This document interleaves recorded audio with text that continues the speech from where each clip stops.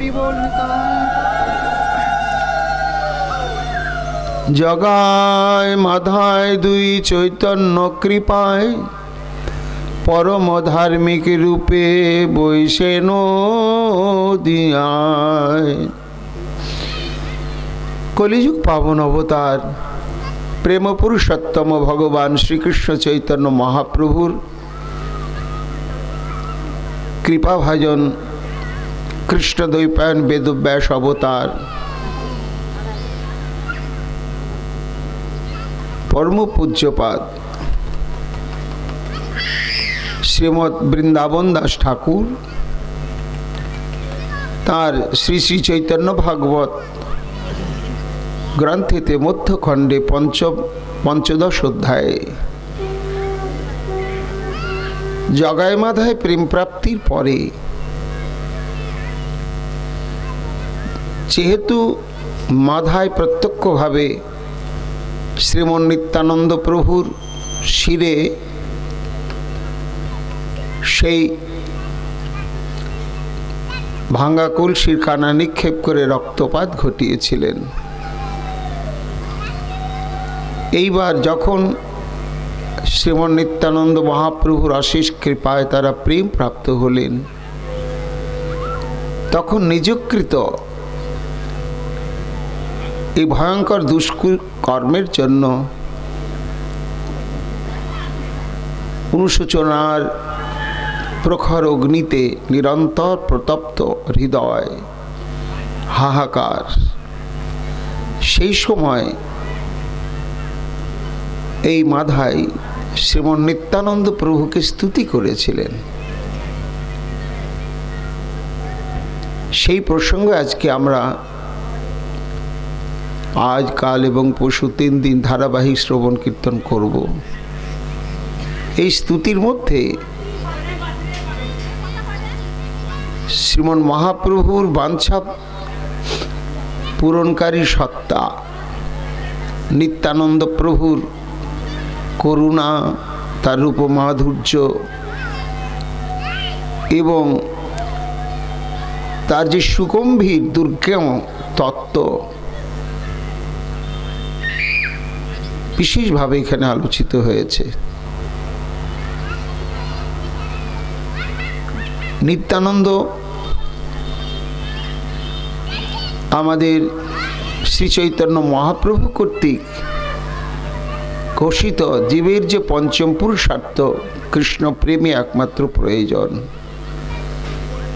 সেই প্রেম লাভ করতে গেলে শ্রীমন নিত্যানন্দ প্রভুর প্রতি শরণাগতি আমাদের একান্ত প্রয়োজন। শ্রীমন নিত্যানন্দের কৃপা, শ্রীমন নিত্যানন্দ প্রভুর চরণে সর্বাত্মক শরণাগতি প্রাপ্ত না হওয়া পর্যন্ত শ্রীমন মহাপ্রভুকে প্রাপ্ত হওয়া যাবে না। এটি একটি নিশ্চিত সত্য অভ্রান্ত তত্ত্ব। তার সমুজ্জ্বল দৃষ্টান্ত রঘুনাথ দাস গোস্বামী পাদ। রঘুনাথ দাস গোস্বামী পাদের গৌর নিষ্ঠার কোনো ত্রুটি ছিল না। মহাপ্রভুর প্রতি তার বিশ্বাসের কোনো বিন্দু মাত্র ফাঁক ছিল না এবং তিনি সর্বান্তঃকরণেতেই শ্রীমন মহাপ্রভুর চরণে ছিলেন আত্মসমর্পিত চিত্ত। মহাপ্রভুর সঙ্গে তার সম্পর্ক কেমন? যেমন জলাশ্রিত মীন মৎস্যকে জল থেকে তুললেই যেমন বাঁচে না, ঠিক রঘুনাথ দাস গোস্বামীর শ্রীমন মহাপ্রভুর প্রতি নিষ্ঠা অনুরাগটি ছিল তদ্বৎ। প্রত্যক্ষভাবে মহাপ্রভুর চরণ সান্নিধ্য প্রাপ্ত হতে পারছেন না বলে যুগায়িতং নিমিষণ চক্ষুষা প্রাবৃষায়িতম শূন্যায়তং জগৎ সর্বং গৌরাঙ্গ বিরহেনমে তার এই রকম দিন যাচ্ছিল। পরবর্তীতে দেখা গেল সেই গোস্বামী পাদ মহাপ্রভুর চরণ প্রাপ্ত হলেন যখন তিনি পানিহাটিতে শ্রীমন নিত্যানন্দ প্রভুর কাছে আত্মসমর্পণ করলেন এবং নিতাই চাঁদের অশেষ কৃপা প্রাপ্ত হলেন। তখনই তিনি গৌর প্রাপ্তির পথে যত দুর্লঙ্ঘ বাধা বিপত্তি সমস্ত কিছু অতিক্রম করে মহাপ্রভুর চরণে জন্মের মতো আত্মসমর্পণ করতে সক্ষম হলেন। এই জন্য এই কলিযুগের আমাদের পরতত্ত্ব হচ্ছেন শ্রী চৈতন্য মহাপ্রভু। আর তাকে পেতে গেলে নিতাই চাঁদ সম্পর্কে আমাদের বিশেষ জ্ঞান লাভের প্রয়োজন রয়েছে। নিত্যানন্দ একটি তত্ত্ব। বৃন্দাবন দাস ঠাকুর তিনি যখন নিতাই চাঁদের মহিমা কীর্তন করছেন সেই নিত্যানন্দ অষ্টকে, তিনি বললেন, যথেষ্ট রে ভ্রাত কুরু হরি হরি ধান মানিসম ততব সংসারম বুধি তরুণোদয় মই লগে ইদং বাহুস্ফুটৈ রটতি রটয়ন যা প্রতিগৃহং ভজে নিত্যানন্দং ভজন তরু কন্দং নিরবধি।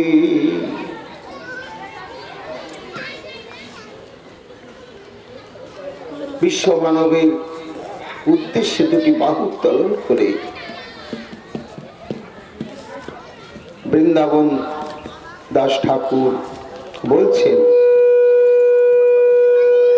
হে জগৎবাসী,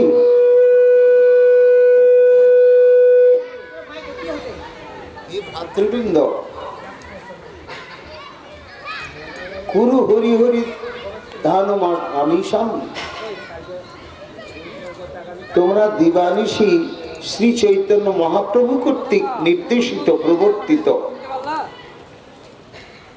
এই যে কলো তদ্হরি সংকীর্তনাথ, এই হরিনাম, বললাম কাকা আমি তোমার এই হরিনাম নিরন্তর তোমরা যে যে অবস্থায় যেখানে লাগবে ইমার্জেন্সি, সেটা হচ্ছে যে বয়সে মোবাইলে যে বাজায় কিনা ওই কটটা, যেমন ভাবেই থাকো, নিরন্তর তোমরা মোবাইলে গান বাজানো উচ্চস্বরে হরিনামে ধ্বনি করতে থাকো। ওটাই লাগবে। তাহলে ও বৃন্দাবন দাস ঠাকুর, আমরা যদি দিবানিশি হরি হরি বলতেই থাকি তাহলে আমাদের কি হবে? তার উত্তরে বলছেন, তত ব সংসারম বুধি তরুণোদয়ময়ী লগে।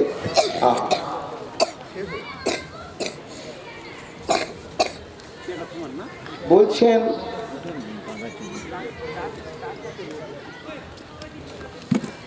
যে তাহলে আমি তোমাদের এই যে অপার অতলান্ত এবং দূরধিক্রম্য এই সংসার সমুদ্র, এই সংসার সমুদ্র তোমরা নিশ্চিন্ত ভাবে পার হতে পারো, তার দায় আমি সর্বান্তঃকরণে গ্রহণ করলাম। কে বলছেন এই কথা? আমার নিতাই চাঁদ। যারে দেখে তারে বলে দন্তে তৃণধরি, আমারে কিনিয়া লহ বলো গৌর হরি।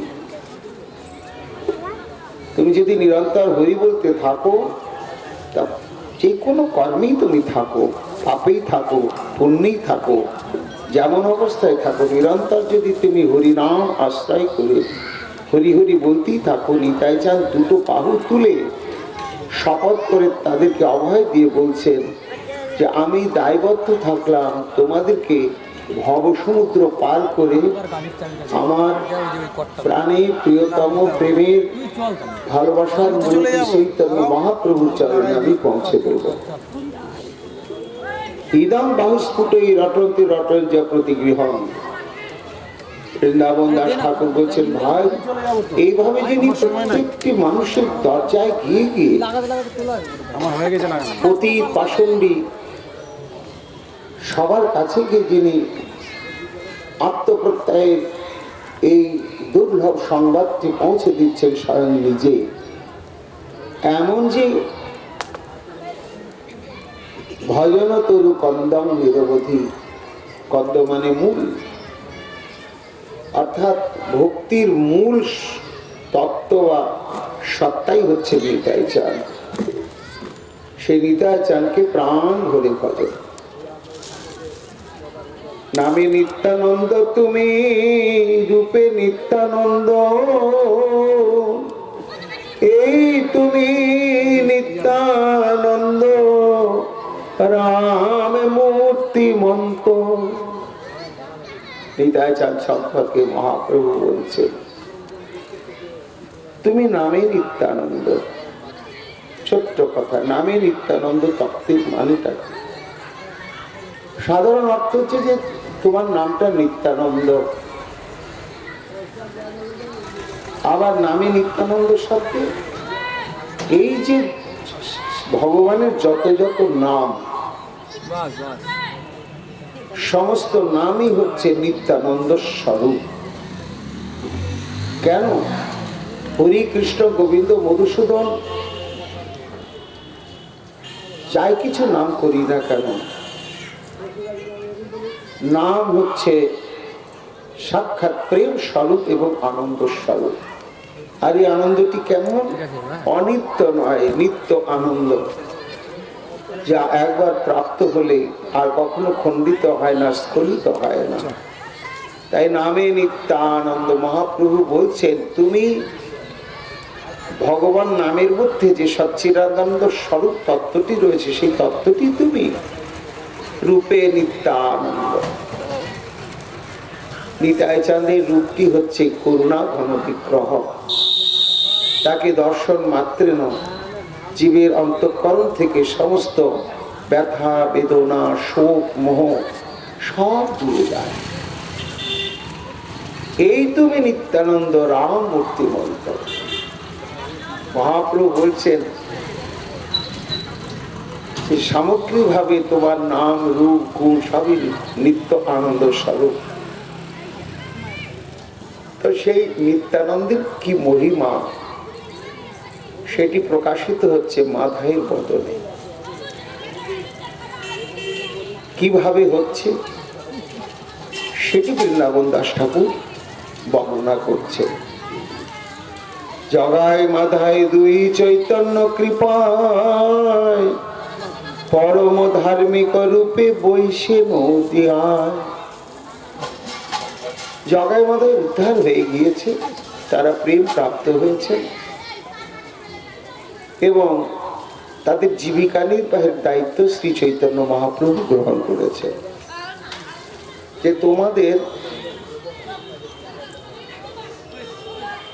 জীবিকা নির্বাহের জন্য কোনো চিন্তা করতে হবে না, তোমরা নিরন্তর শুধু ভজন করো, শুধু ভজনই করো। তো তাদের জীবিকা নির্বাহের জন্য কি করেছেন না, জগায় মাধায় উদ্ধার প্রসঙ্গে পূর্বে এগুলো বলা হয়েছে। ভক্তগণকে ডেকে বললেন, হে ভক্তগণ, যারা জগায় মাধায়কে নিত্য এক মুঠো দু মুঠো প্রসাদ প্রদান করবেন, তারা অনন্তকাল আমাকে ভোজন করালে যে ফলপ্রাপ্ত হন, সেই ফলপ্রাপ্ত হবে। এবং বেদ ঘোষণার পরে জগায় মাধায় মহাপ্রসাদের বা পরিধানের বস্ত্রাদির কোনো ত্রুটি নেই। এইবার তারা প্রাণ ভরে মহাপ্রভু কর্তৃক প্রদত্ত হরিনাম সাধন করছেন। কিভাবে করছেন? উষাকালে গঙ্গা স্নান করিয়া নির্জনে, 2 লক্ষ কৃষ্ণ নাম লয় প্রতিদিনে। মহাপ্রভু নিতাই চাঁদের কৃপা পাওয়ার পরে সেই জগায় মাধায়ের দিনচর্যাটা এইরকম হয়ে গেল। উষাকালে অর্থাৎ ব্রাহ্ম মুহূর্তে মহাপতির পাবনী শ্রী গঙ্গা, তাতে গিয়ে তারা স্নান করেন। তারপরে কি করেন? নির্জনে 2 লক্ষ কৃষ্ণ নাম লয় প্রতিদিনে।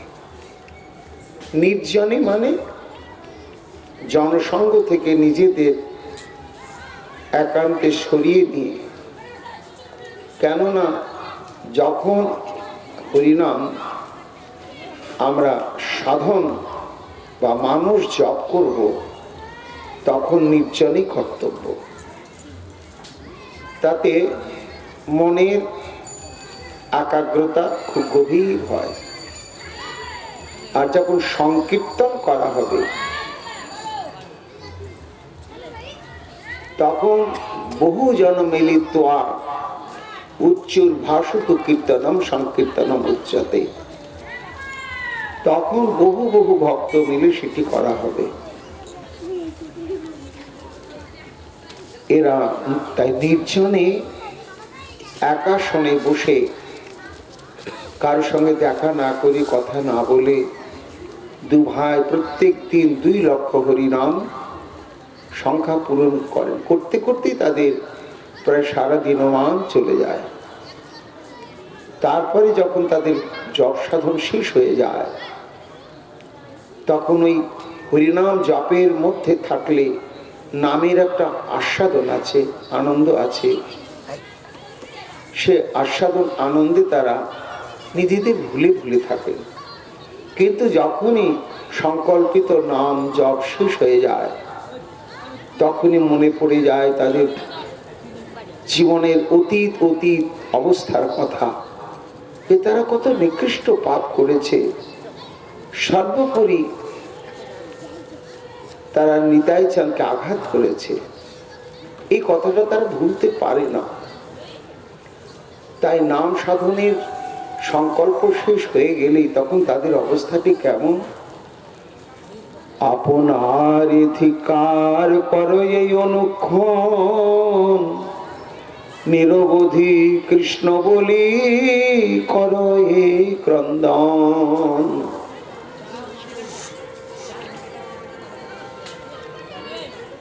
শুধু ধিক্কার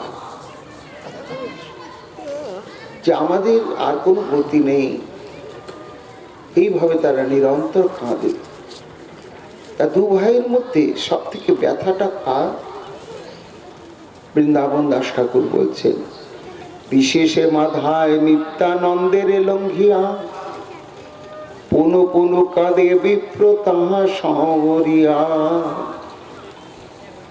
ব্যথাটা বেশি হচ্ছে মাধায়।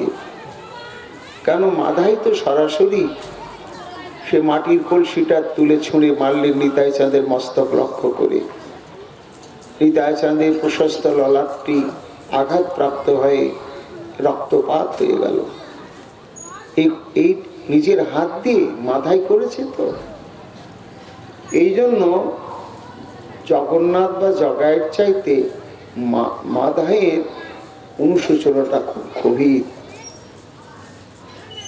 নিত্যানন্দ ছাড়িল সকলই অপরাধ, তথাপি মাধায় চিত্তে না পায় প্রসাদ। বৃন্দাবন দাস ঠাকুর বলছে, এর জন্য কিন্তু নিতাই চাঁদ মাধায়ের প্রতি রুষ্ট হননি, বা মাধায়ের এই আসরিক স্বভাবে প্রহারের জন্য কোনো অপরাধ রূপেও তিনি কিছু গ্রহণ করেননি। তিনি জানেন অজ্ঞান শিশু অনেক সময় যেমন পিতামাতার শরীরেও পদাঘাত করে তো, বা কখনো ঢিল ছোঁড়ে, এবং তার জন্য পিতামাতার শরীরে কোনো আঘাতও লাগে। কিন্তু এর জন্য পিতামাতা অনুশোচনা করেন না, কারণ জানি শিশুরা তো অজ্ঞান।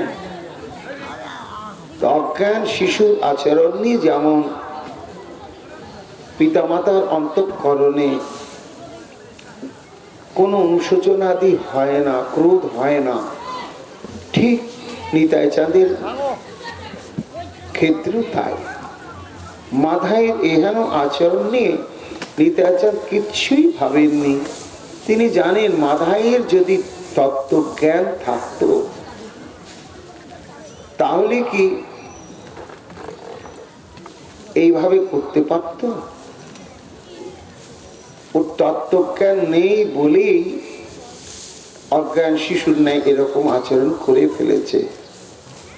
তার জন্য নিতাইচাঁদ ক্ষমাই করে দিয়েছেন মন থেকে, এবং ভুলেই গিয়েছেন যে মাথায় কোনো একদিন তাকে এভাবে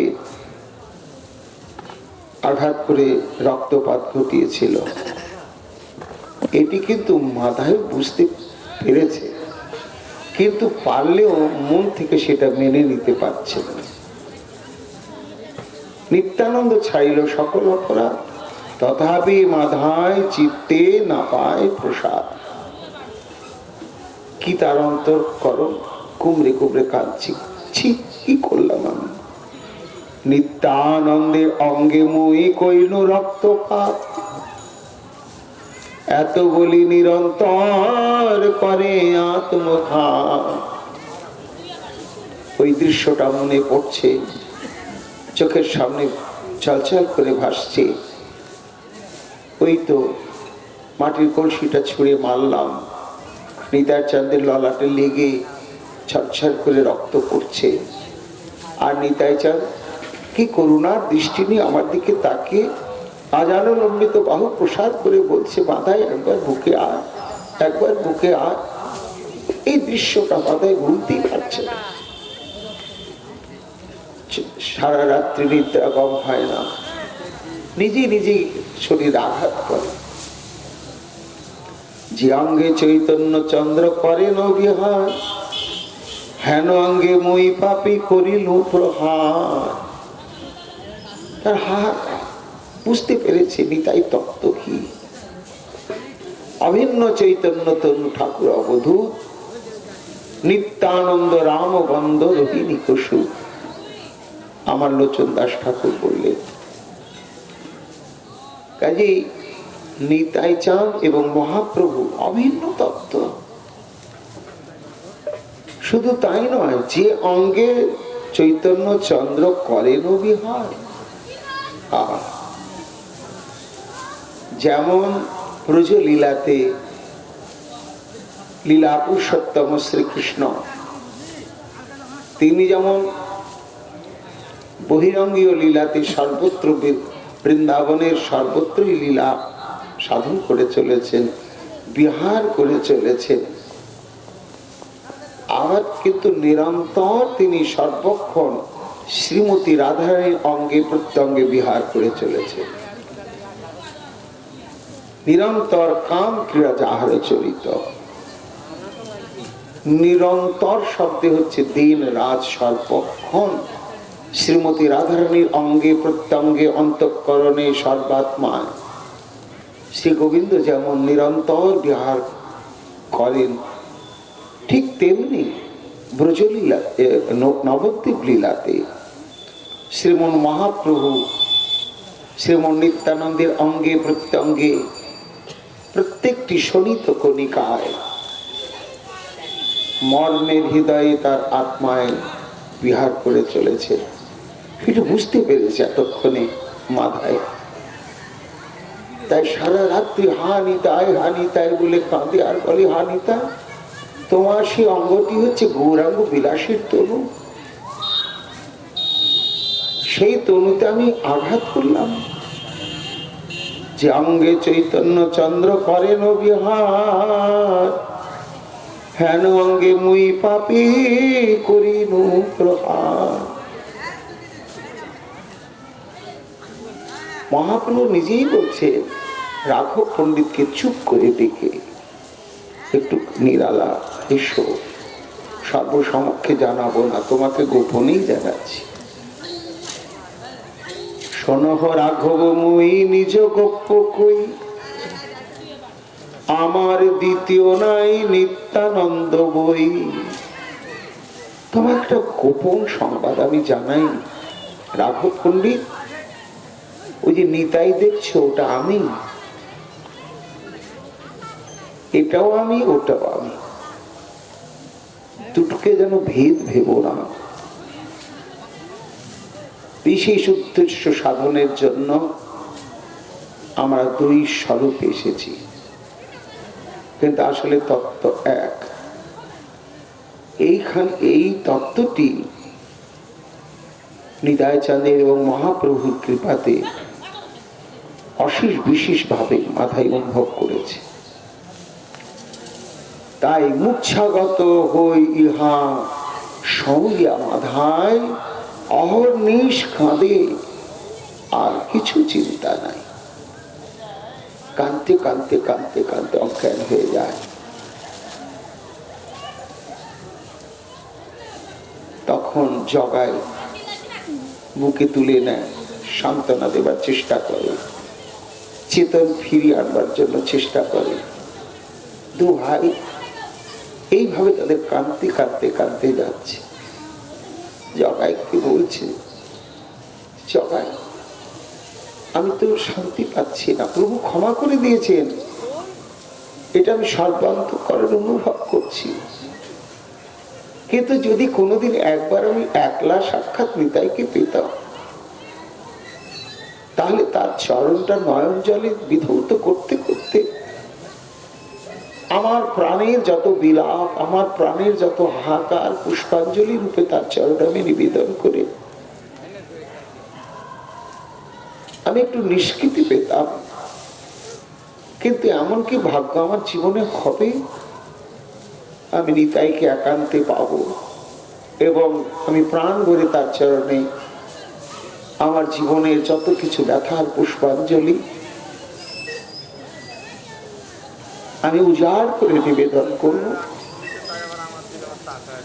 এইভাবে কাঁদতে কাঁদতে কাঁদতে বারবার চৈতন্য হারিয়ে ফেলে, মূর্ছাগত হয়ে যায়। আহা, বৃন্দাবন দাস ঠাকুর বলছেন, পতিতের বন্ধু নিতাই সর্বান্তর্যামী, তিনি শিশু স্বভাব বশত দৈবক্রমে একদিনে নিত্যানন্দ নিভৃতে দেখিয়া পড়িলাম আধায় দুই চরণে ধরিয়া। এমনি একদিন রাস্তার ধারে অঝরে কাঁদছে মাথায়, হে প্রভু তুমি তো সর্বক্ষণে ভক্ত সঙ্গে থাকো, সবার সম্মুখে আমি এরকম করে প্রাণ উজাড় করে তোমাকে কিছু বলতে পারবো না, তা কোনোদিন কি আমি তোমাকে নিরালা আমার মতো করে আমার কাছে তোমাকে পাবো না? এইভাবে যখন অশেষে বিশেষে কাঁদছে, দৈবক্রমে সর্বান্তিক স্বামী নিতাই একা একা সেই দিন সেই পথ দিয়ে চলেছেন। ভজ গৌরাঙ্গ কহ গৌরাঙ্গ লহ গৌরাঙ্গের নাম, যে জনা গৌরাঙ্গ ভজে সে হয় আমার প্রাণ। একা একা নিতাই চান এইভাবে প্রাণ খুলে নয়ন জলে ভাসতে ভাসতে গাইতে গাইতে যাচ্ছে। দূর থেকে নিতাই চাঁদের কণ্ঠস্বর শ্রবণ করে আনন্দে পুলকিত তনু মাথায় পথের দিকে নির্বিমেষ নয়নে তাকিয়ে থাকলে আর মনে মনে বলতে লাগলে, প্রভু এই তো তুমি এই পথ দিয়ে আসছো, একবার কৃপা করে এদিকে এসো। বলতে বলতে নিতাই চাঁদ ঠিক সেই পথ দিয়ে এসে উপস্থিত হলেন। যে উপস্থিত হয়েছেন, আহা, মাথায় দেখছি নিতাই চাঁদ একা রয়েছে, সঙ্গে আর কেউ নেই। একদিকে যেমন আনন্দের বাঁধ ভেঙে গেল নিতাই মাথায়, আর একদিকে তেমনি বুকের কান্নাটাও যেন একেবারে ছাদন বাঁধন হারা হয়ে গেল। চরণের উপরে গিয়ে আছড়ে পড়লেন, প্রেম জলে ধোয়াইল প্রভুর চরণ, দন্তে তৃণ করি করে প্রভুর স্তবন। আমি মানব দেহধারী, কিন্তু আমার আচরণ একটা পশুর চাইতে অতীব অতীব নিকৃষ্ট। তাই নিজের এই নিজ কর্মের জন্য, নিকৃষ্ট কর্মের জন্য তার এই নিচ স্বভাব, জঘন্য স্বভাবের পরিচয় দেওয়ার জন্যই তিনি তৃণ অর্থাৎ ঘাস দাঁতে ধরে একেবারে নগ্ন গাত্রে দণ্ডবৎ হয়ে পড়লেন নিতাই চাঁদের চরণে। দন্তে তৃণধরি করে প্রভুর স্তবন, স্তুতি করতে লাগলেন। কি বলে স্তুতি করছেন? বিষ্ণু রূপে তুমি প্রভু করো পালন, তুমি সে ফনায় ধরো অনন্ত ভুবন।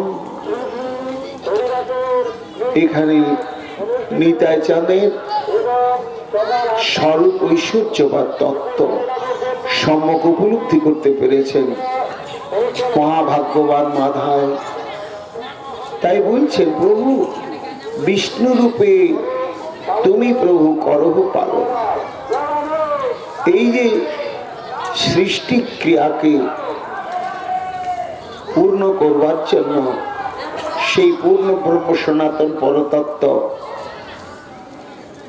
শ্রী ভগবানের অংশভূত হচ্ছেন এই ক্ষীরোদক সাহেব বিষ্ণু। তিনি হচ্ছেন পালন কর্তা, জগতের জীবকে তিনি পালন করছেন এবং সর্বজীবের অন্তর্যামী রূপে তিনি অধিষ্ঠিত রয়েছেন। তা এই যে বিষ্ণু তত্ত্বটি, এই বিষ্ণু তত্ত্বটি হচ্ছে নিত্যানন্দ তত্ত্বেরই একটি অংশ বিশেষ। কবিরাজ গোস্বামী পাদ নিতাই চাঁদের এই তত্ত্ব বলতে গিয়ে বলেছেন যে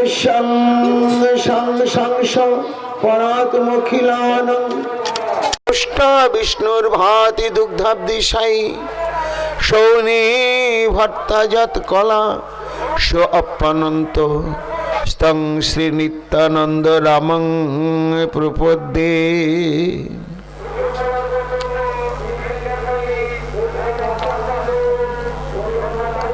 একটু দার্শনিক সিদ্ধান্তের দিকে যেতে হবে আমাদের। শ্রী ভগবান তিনি সচ্চিদানন্দময়, তিনি সর্বক্ষণ আনন্দ সমুদ্রে নিমজ্জিত থাকেন। কিন্তু এই জগৎ সৃষ্টি বা জীব উদ্ধার ইত্যাদি যে কর্মসাধন, এই কর্মসাধনের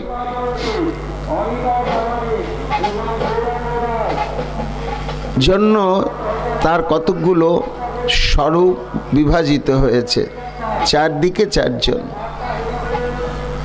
শঙ্কর্ষণ, বাসুদেব, অনিরুদ্ধ এবং প্রদ্যুম্ন। তো বাসুদেব স্বরূপে তিনি ভগবান, আর তার ইচ্ছা বা ক্রিয়া শক্তির বিগ্রহ হচ্ছে শঙ্কর্ষণ। এই মূল শঙ্কর্ষণ তিনি ভগবানের সঙ্গেই থাকেন।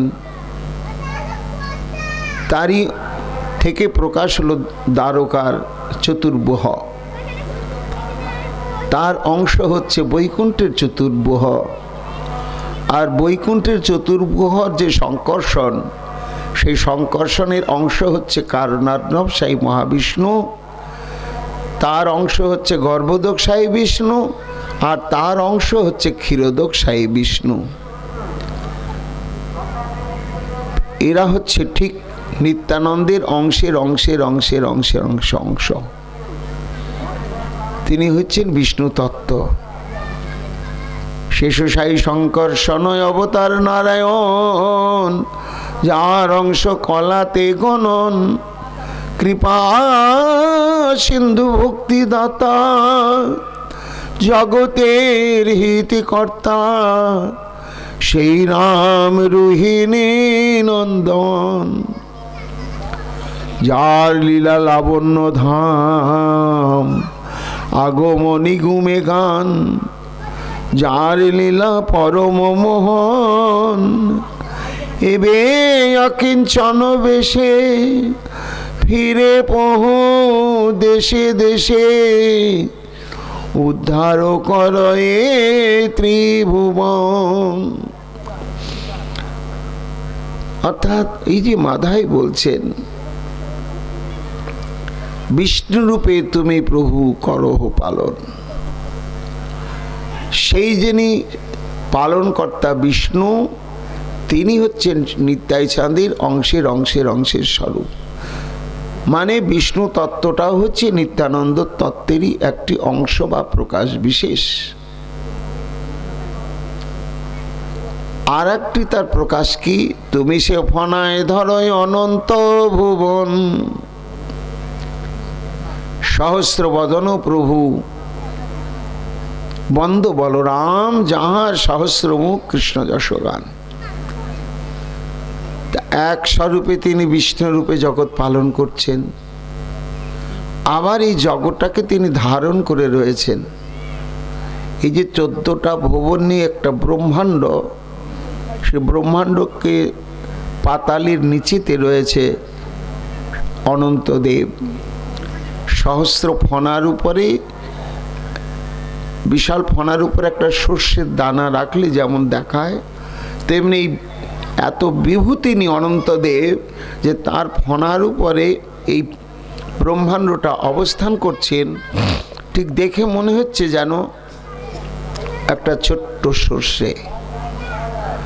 তা সেখানে তিনি যেমন স্বীয় মস্তকে সেই ব্রহ্মাণ্ডটাকে ধারণ করে রয়েছেন, আর তিনি কি করছেন, মুখেই সর্বক্ষণ তিনি গোবিন্দের লীলা গুণানুকীর্তন করছেন।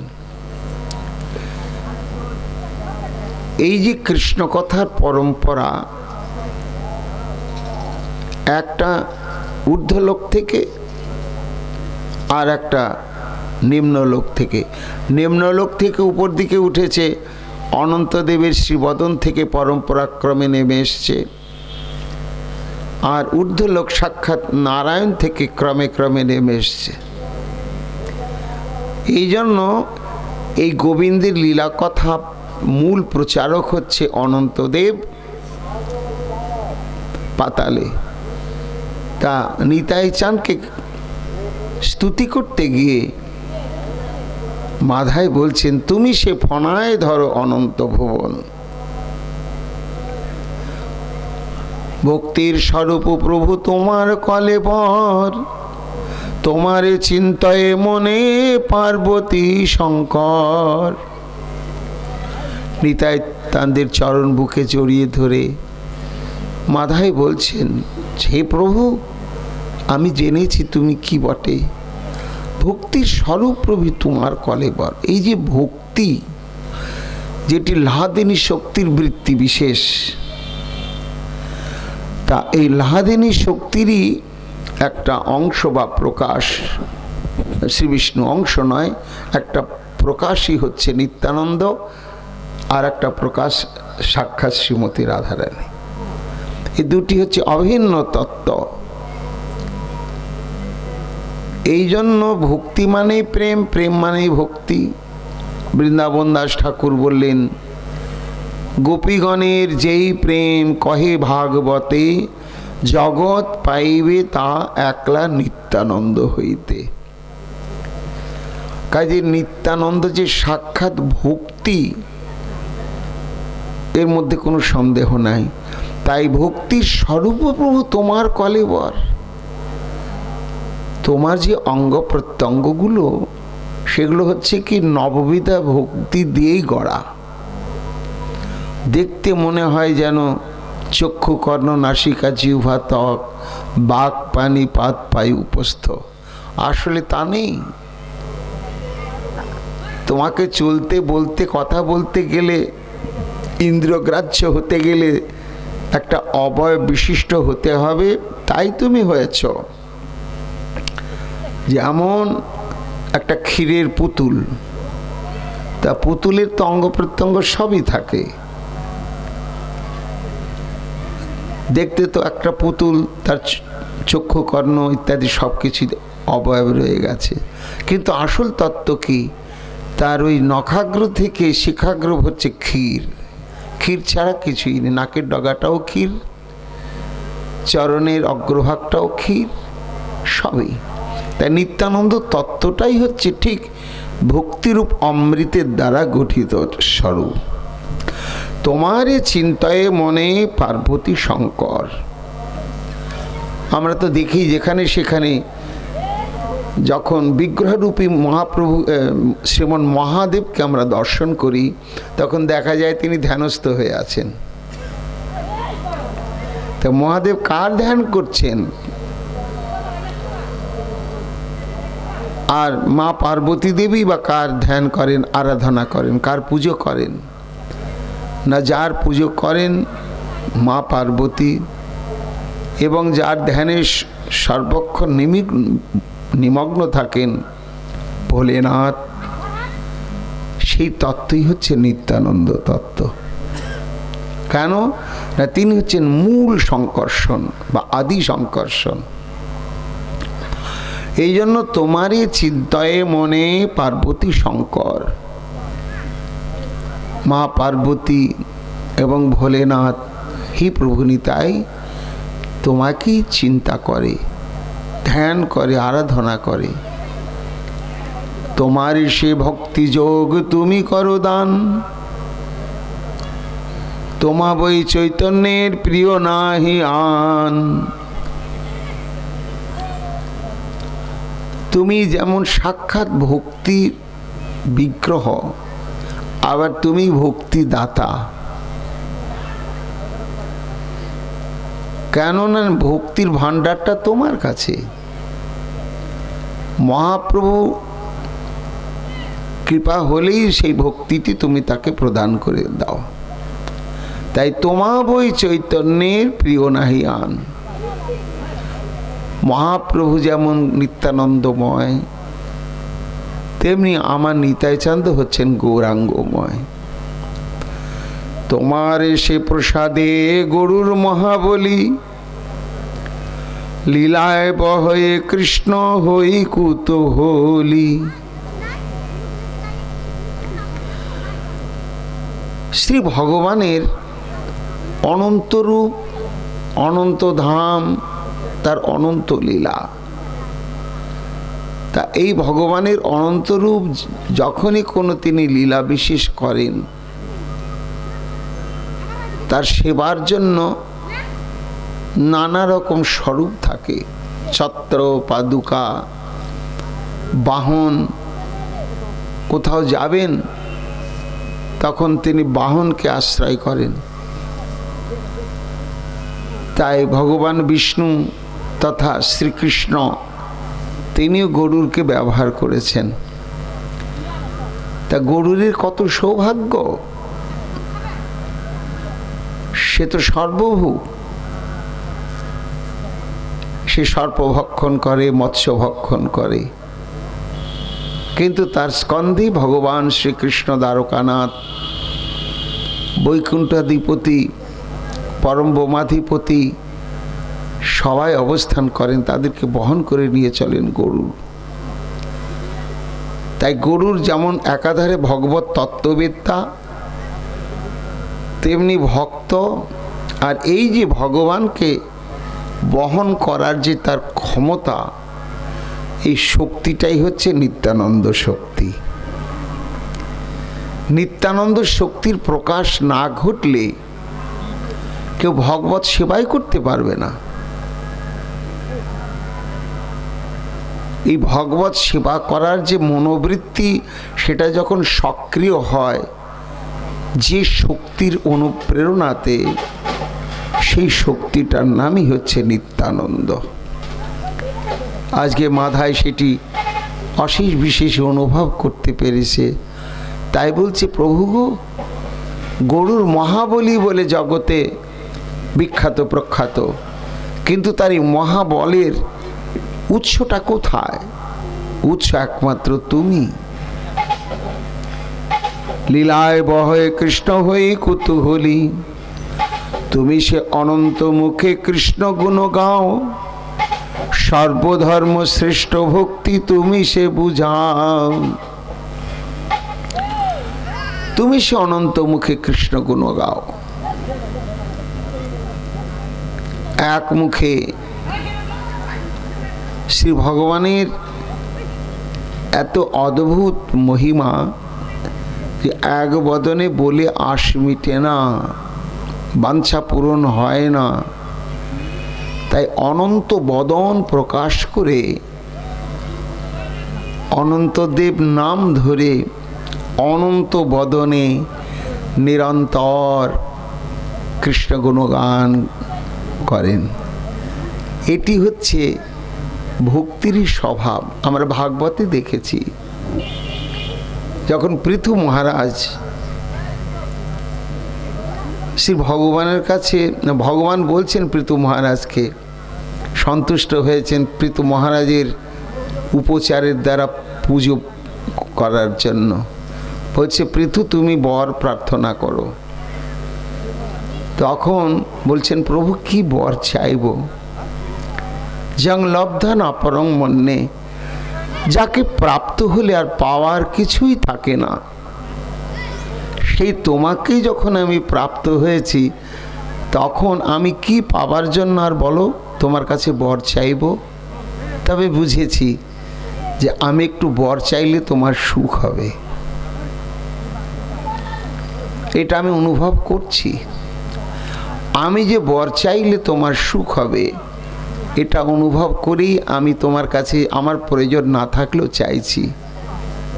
সেটি কি না প্রভু তুমি এমন বর দাও যেন আমার লক্ষ কোটি কোটি বদন হয়, আর সেই বদন দিয়ে আমি যেন প্রাণ ভরে তোমার গুণানুকীর্তন করতে পারি। ভাগবতে রয়েছে। তাহলে এই যে অনন্ত অদ্ভুত বদন পেলে তবেই গোবিন্দের নাম কীর্তন করে সুখ হতো, এটা অনুরাগের বৈশিষ্ট্য, প্রেমের বৈশিষ্ট্য।